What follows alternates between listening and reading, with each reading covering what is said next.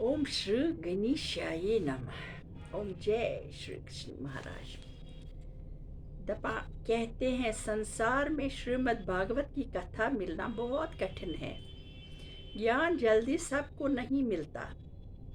जब करोड़ों जन्मों का पुण्य उदय होता है तभी इसकी प्राप्ति होती है, तब ये ज्ञान मिलता है। भागवत सुनना बहुत ही पुण्य है। कलयुग में ऐसा होना कठिन है।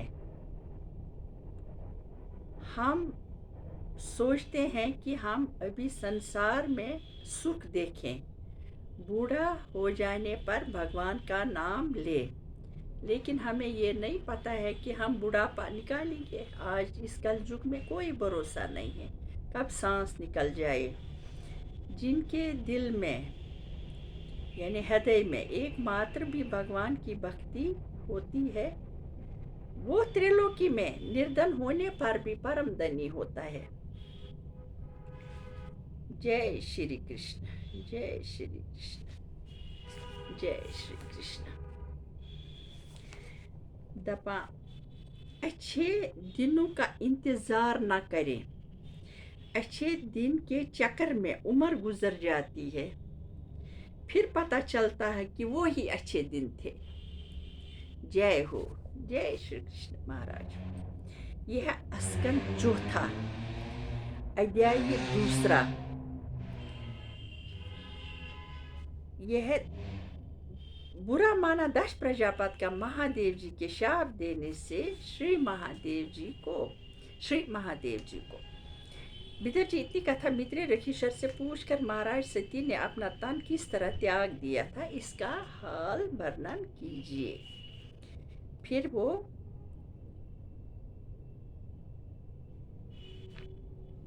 हाँ कहिए। अच्छा, कहते हैं महादेव जी को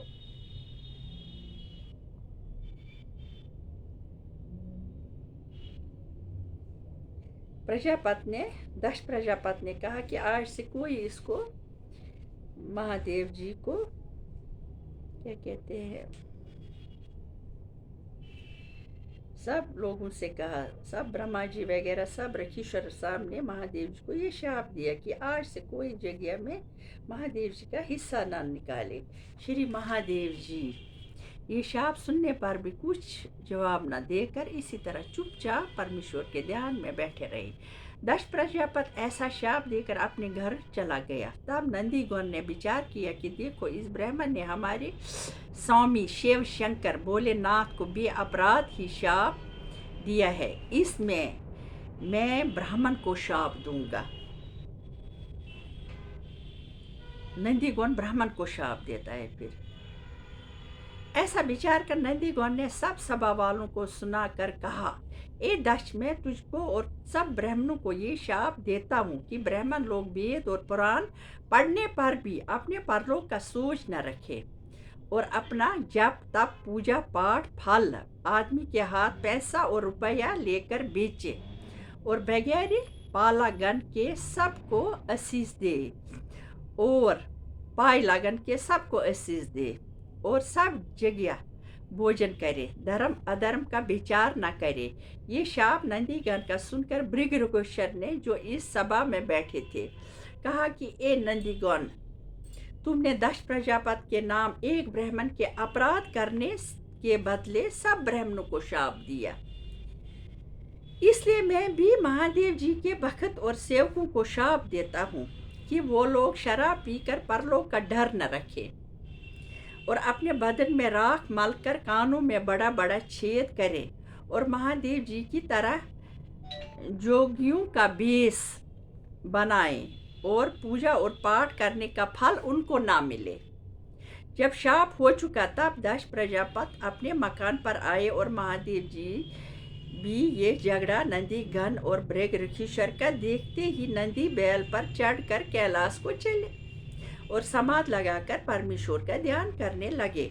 और सब देवता और ऋषिश्वर आदि भी ये हाल देखने से उदास और दुखित होकर अपने अपने घर चले गए।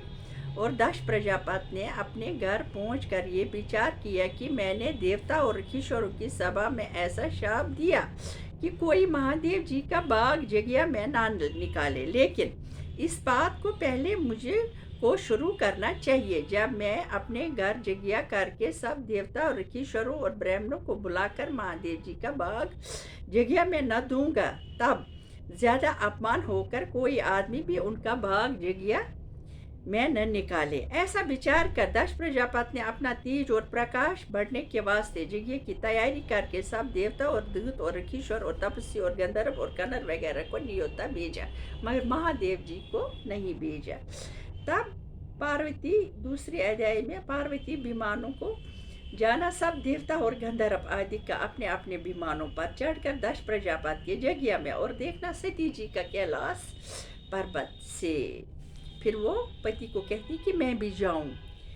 इसमें मैंने आपको ये कहा अध्याय चौथा है, जाना सती जी का अपने पिता के घर और तन त्याग करना इसी जगह में। वो इसी जगह में अपना तन त्याग करती है गुस्से में।